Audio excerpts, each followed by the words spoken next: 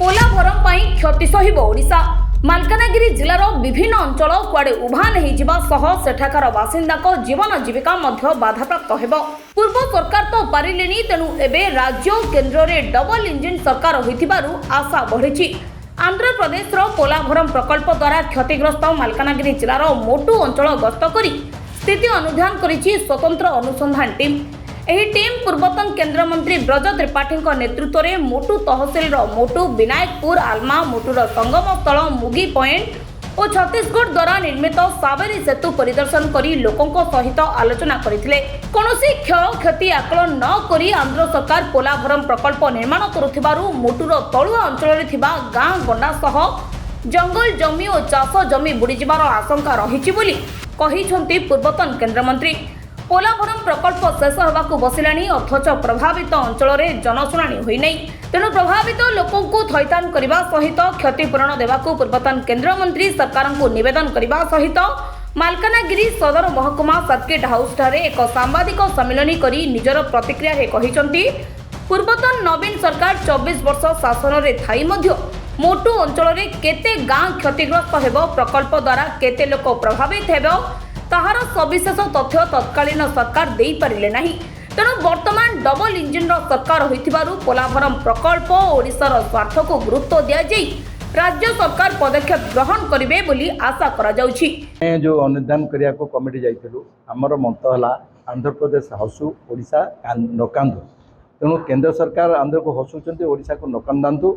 मोटो जो तहसिल क्षतिग्रस्त हम एवं संपूर्ण भाव में भविष्य में मालकानगिरी जिला क्षतिग्रस्त हो बोली आम आशा करूँ।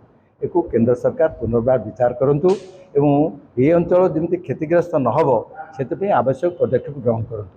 जो वर्तमान जो डिजाइन चेंज होची, जी बन्या जल निष्कासन होबार थिला ताको बढ़ी बढ़ी चलती। 36 लाख बन्या जल लक्ष क्यूसेक पानी जीवार थिला, वर्तमान 50 लाख को ऑलरेडी वृद्धि कर सारे केंद्र सरकार बढ़ी सारे एवं एक 60 लाख क्यूसेक पानी की वृद्धि करने व्यवस्था होची।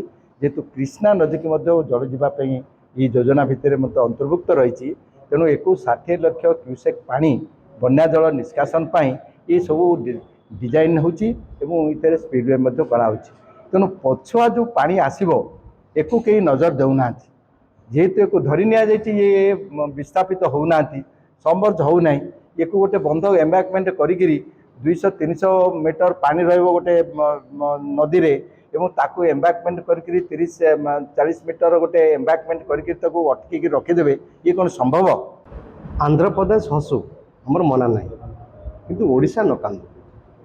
आंध्र प्रदेश आलोकित हो, ओडिशा अंधार रे न रहो, ये हूँ आमर कहवा कथा।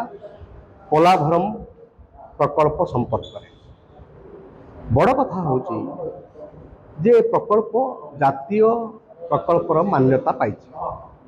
आम ओडिशा कौन से माने इंडिया रु बाहर कि आम इंडिया रु बाहर तो नुह, आम ओडिशा मध्य भारत वर्षर गोटे अंग।